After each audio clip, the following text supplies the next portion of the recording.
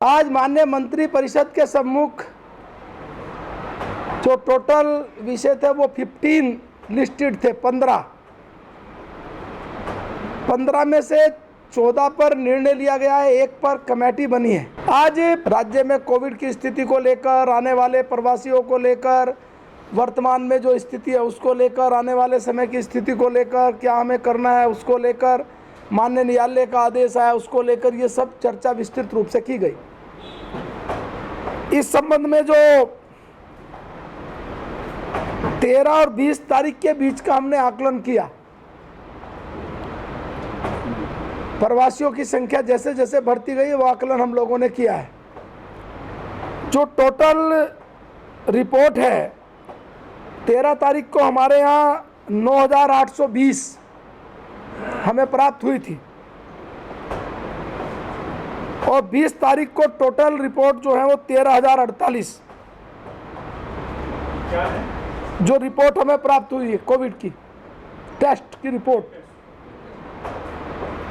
यानी हमने जो इन 7 दिनों में एक बड़ी संख्या में हमें रिपोर्ट प्राप्त हुई है प्रवासियों के आने के कारण, यानी 9,820 और 13,048, तो लगभग 3,000 से ज़्यादा हमें मिली है।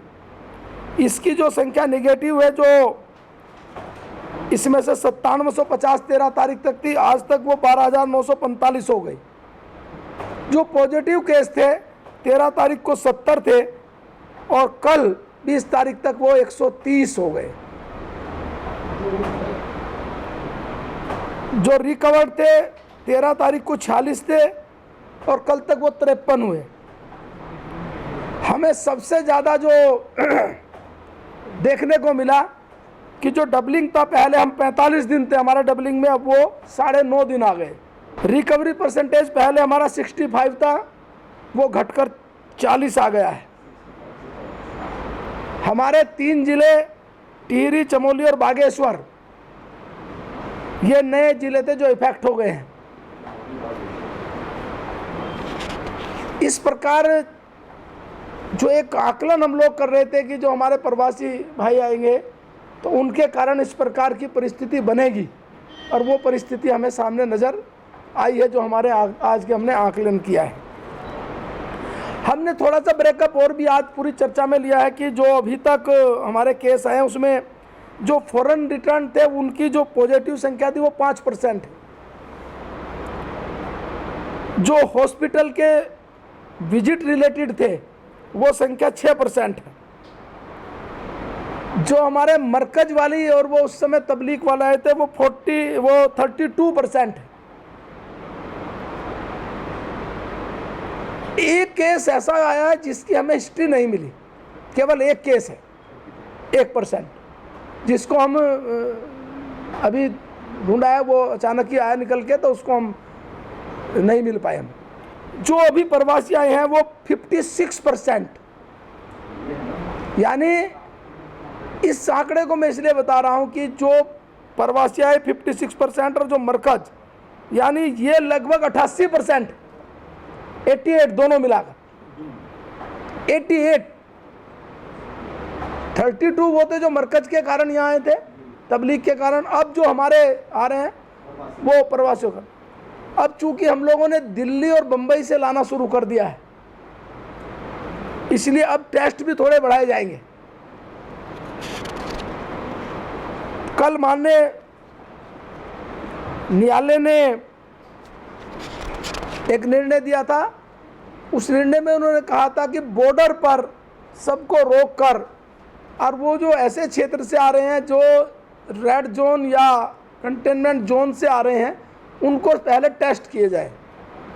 चूँकि बॉर्डर एरिया पर ऐसी कोई व्यवस्था वर्तमान में नहीं बन पा रही है, वहाँ टेंट लगाना इतना बड़ा, उनके लिए ठहरने की व्यवस्था, खाने की व्यवस्था, हजारों, यानी एक दिन में अगर मोटा मोटा 5,000 से भी ज़्यादा लोग आएंगे या 7,000 आएंगे तो उन 5-7 हज़ार लोगों के लिए ठहरना, खाना वो बॉर्डर पे करना संभव नहीं है। इसलिए ये भी डिसाइड किया कि हम अगली तारीख में अपना विषय रखेंगे कोर्ट के सामने, माननीय न्यायालय को अपनी सारी जो राज्य की स्थिति से अवगत कराएंगे और बताएंगे कि जो हमारे राज्य की स्थिति वो इस प्रकार की है कि हम बॉर्डर पर करने में किस प्रकार करें, थोड़ी दिक्कतें इस रूप में आ रही है। दूसरी बात, जो क्वारंटीन किया जाए इतने लोगों को, मान लिया लगातार 14 दिन करना है या 10 दिन करना है, पहले दिन हमारे यहाँ मान लिया अब 6,000 आते हैं, तो वो 10 दिन तक 60,000 हो गए, 10 दिन बाद जाके पहले वाले रिलीज होंगे। तो 60,000 लोगों को बॉर्डर पर क्वारंटीन किया जाना, उनकी 60,000 की व्यवस्था बनाना, ये भी बहुत बड़ा टास्क है, जिसकी संभावना कैसे बनेगी ये भी हम कोर्ट को बताएंगे और कोर्ट से कहेंगे कि जो व्यवस्था हमारी चल रही है कि हम लाएंगे, लाने के बाद वो सारी व्यवस्था बनाएंगे। जो हमारा रूटीन है उस पर आते हैं। आज जो 15 बिंदु आए हैं, पहला विषय हमारा आया जो 15वां वित्त आयोग था, उसके द्वारा जो त्रिस्तरीय स्थानीय निकायों जिसमें पंचायती राज और शहरी स्थानीय निकाय हैं, उनके अनुदान के संबंध में था। हमारे पास जो संस्तुति थी वो पंचायती जो संस्थाएं हैं वो 67.5 और शहरी निकाय 32.5 इस प्रकार थी। यानी अगर हम कहें कि हमने 852 करोड़ रुपए जारी किए थे और उसमें 574 करोड़ रुपए पंचायती राज को और 278 शहरी निकाय को दिए थे। त्रिस्तरीय जो हमारे वो हैं जिसमें ग्राम पंचायत, क्षेत्र पंचायत और जिला पंचायत, इसमें जो हम देते थे 30, 35 और 35 ऐसा निर्धारित किया गया था।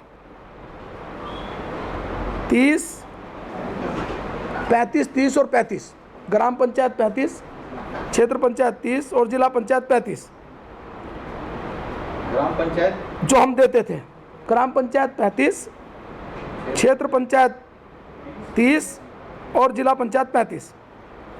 जो आयोग का बैंड है उसके अनुसार ये जो सही है, ये स्थिति नहीं थी। अब हमने क्या किया, ग्राम पंचायत जो आयोग द्वारा बैंड निर्धारित था उसमें अब थोड़ा सा परिवर्तन हुआ है। क्या परिवर्तन हुआ, अब इसको हम थोड़ा बढ़ाया है। ग्राम पंचायत जो उनको देंगे हम 75%, क्षेत्र पंचायत 10%, जिला पंचायतें 15%। ठीक, ये परिवर्तन 2 किए। दूसरा बिंदु आया उत्तराखंड में जो पर्वतीय क्षेत्र हैं, इसमें जो जोत चकबंदी और भूमि की व्यवस्था है, इसका एक्ट हम 2016 में लेकर आ गए थे।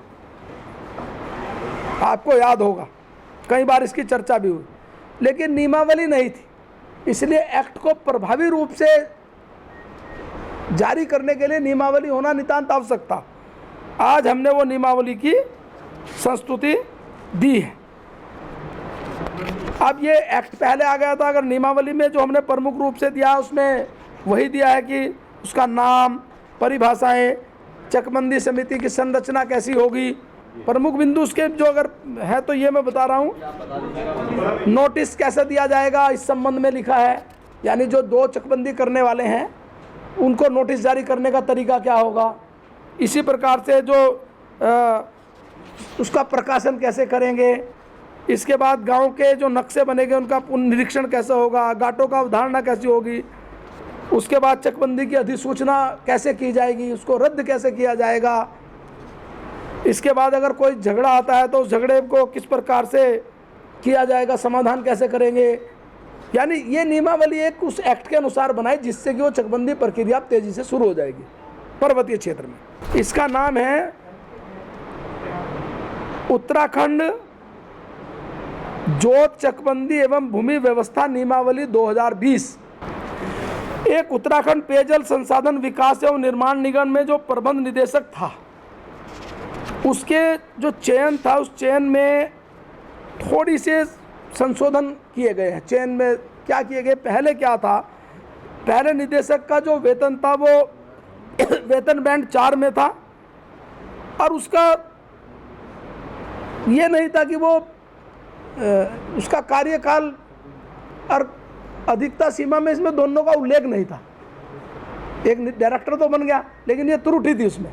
तो आज हमने कहा कि उसमें जो इसमें परिवर्तन किया है कि वो या तो 3 साल उसका कार्यकाल रहेगा या जो सेवानिवृत्ति की आयु है, इन दोनों में जो भी कम पहले हो जाएगा उस पर हम रिटायर कर देंगे। अभी तक ये व्यवस्था नहीं थी इसमें। दूसरा, हमने इसमें जो एक दिक्कत आ रही थी उसे कहा कि वो डायरेक्टर बनने से, जब उसको डायरेक्टर बनाएंगे उससे पहले वाले पद पे, यानी मुख्य अभियंता स्तर 2 पर, उसे जो 10 साल की सर्विस है उसमें 8 साल उसका वो हमें चाहिए, उसकी जो वार्षिक प्रविष्टि है जो उसकी वो चाहिए। लेकिन देखने में आया ये बन तो गया, लेकिन जो इस स्तर पर आदमी रिटायर होते होते जब जाता है उसकी 4 या 5 साल 6 साल ही सर्विस बचती है, तो 10 साल कहाँ से आएगी। अब इसमें हमने कहा कि उसकी सर्विस की जो हमें 8 चाहिए थी उन्हें घटा के 5 कर दी, और उसकी सारी सर्विसों को जोड़ते हुए कहा कि वो 5 उसकी कोई SCR उसकी अच्छी होनी चाहिए। ये किया। लॉकडाउन में जो मदिरा की दुकानें थी, इसके संबंध में जितने दिन बंद रही, इतने दिन के संबंध में किस प्रकार से निर्णय लिया जाएगा, उनकी डिमांड भी थी, वो बंद करने के लिए भी कह रहे थे कि हम बंद करेंगे। इसमें हमने आज निर्णय ले लिया है। 19-20 के जो फुटकर अनुज्ञापी थे उसमें जो मार्च महीने में 10 दिन का जो था, वो 10 दिन का लगभग 34 करोड़ रुपए था। MGD 10 दिन की अवधि का 34 करोड़। अब उसके आधार पर वो आकलन कर लेंगे, किसी ने यदि उसमें से कुछ सेल किया होगा, कुछ उठा लिया होगा, कुछ नहीं उठाया होगा, तो वो थोड़ा वेरिएशन हो सकता है, लेकिन मोटा मोटा 34 करोड़ रुपए। इससे अलग जो 20-21 में था, 20-21 में ये बैठेगा लगभग 195 करोड़। ये 1/4/2020 से 3/5/2020 तक, जब तक वो बंद रही, तो ये हम उनको वापस करेंगे। मुख्यमंत्री राज्य कृषि विकास योजना, ये मुख्यमंत्री की पहले एक घोषणा थी, जो इस संबंध में हमने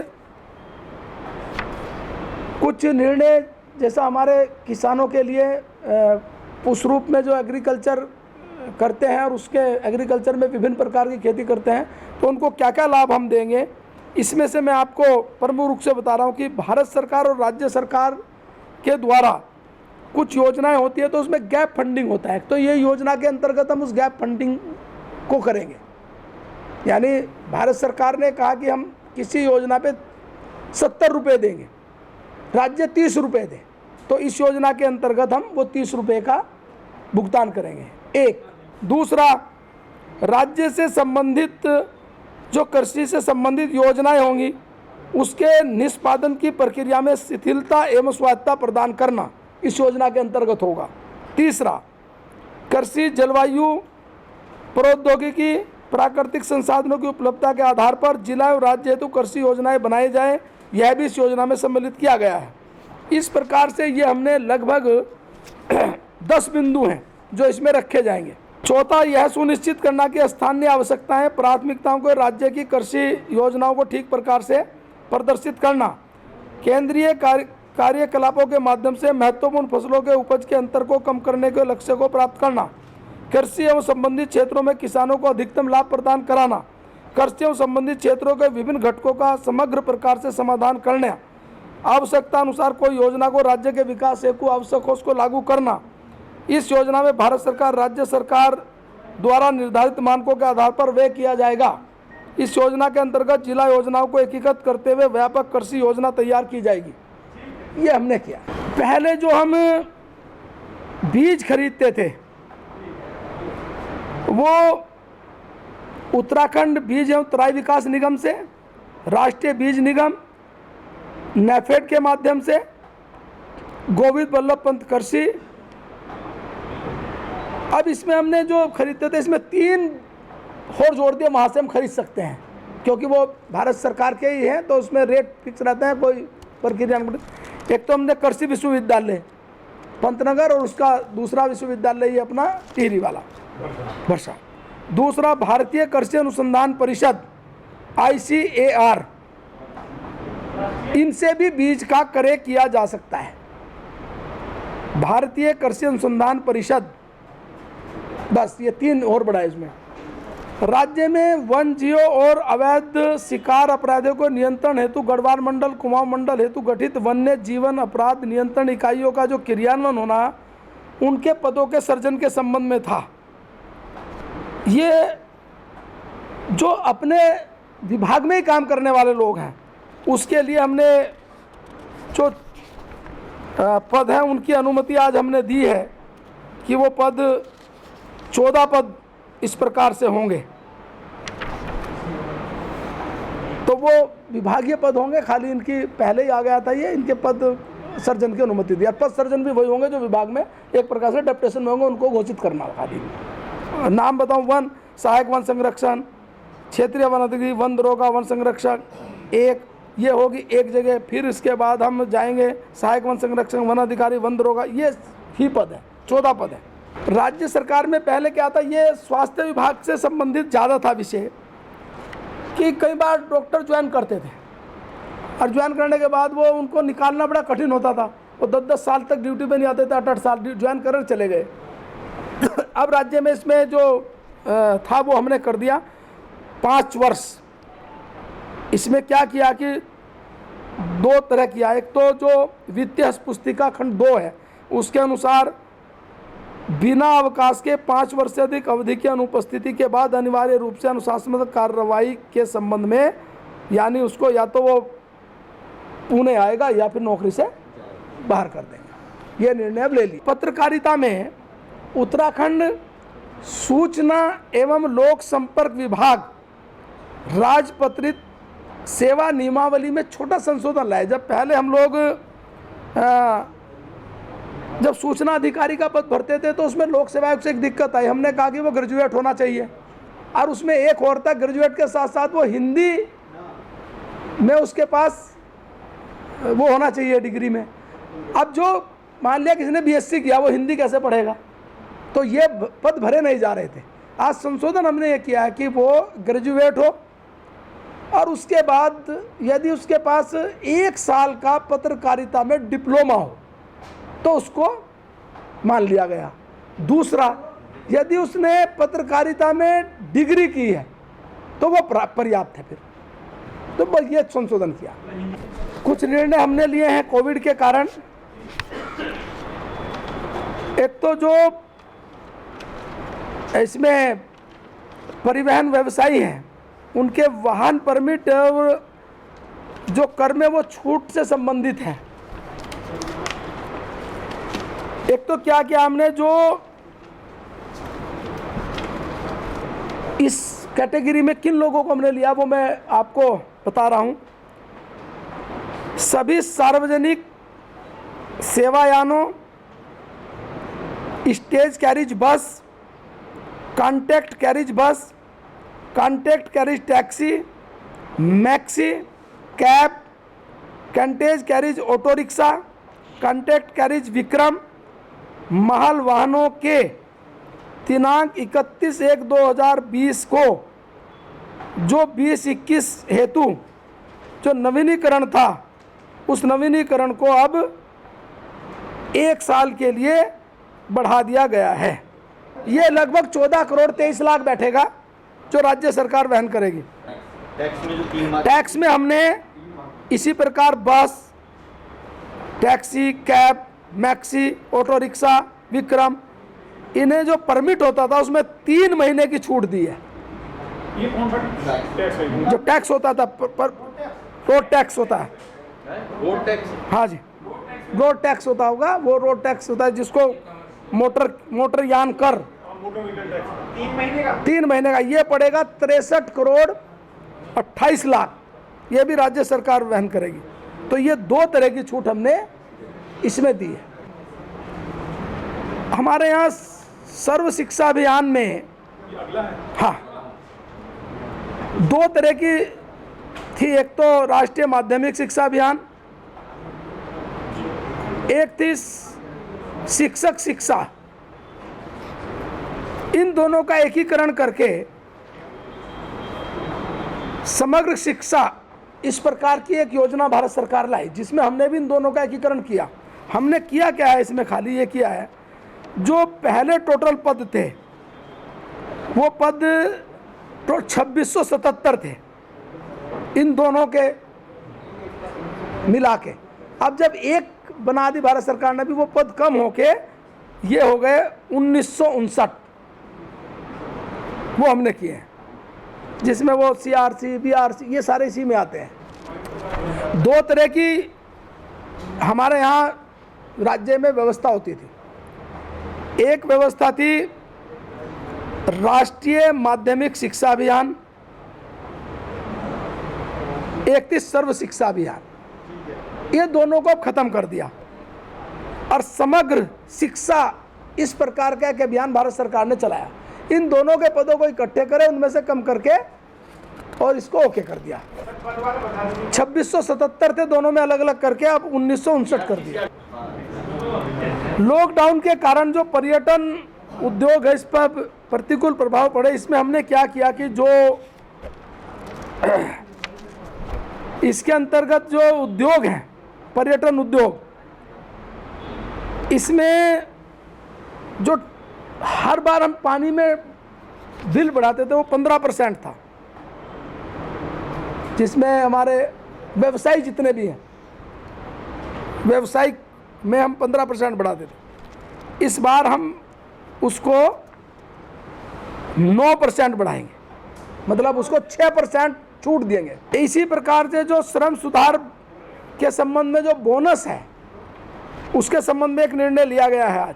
इसमें दो बिंदुओं पर हमने निर्णय लिया है। एक बिंदु तो ये लिया कि जो बोनस देते थे, जो वित्तीय वर्ष समाप्त होता उसके 8 महीने में उनको देना होता था, यानी मार्च में बोनस उनका ड्यू हो गया तो जो इंडस्ट्री है उसको वो नवंबर तक देना था, जो नियम था। हमने उसे कहा कि वो जो नवंबर 2020 में देना था उसकी भुगतान की अवधि वो 31 मार्च 2021 तक भी दे सकता है। ये हमने बढ़ाया, इंडस्ट्री के लिए थोड़ी छूट दिया कि बढ़ा सकता है। दूसरा ये था 8.33% बोनस इंडस्ट्री को देना होता था, 33%। ये तो एक निर्णय ले लिया, ये तो एक। अब दूसरे निर्णय पे आया हूं मैं। अब उसके लिए इंडस्ट्री को जो देना था वो इंडस्ट्री को कितना घाटा है कितना नफा है इससे मतलब नहीं, वो इतना बोनस उसको देना पड़ेगा एज्यूम करके।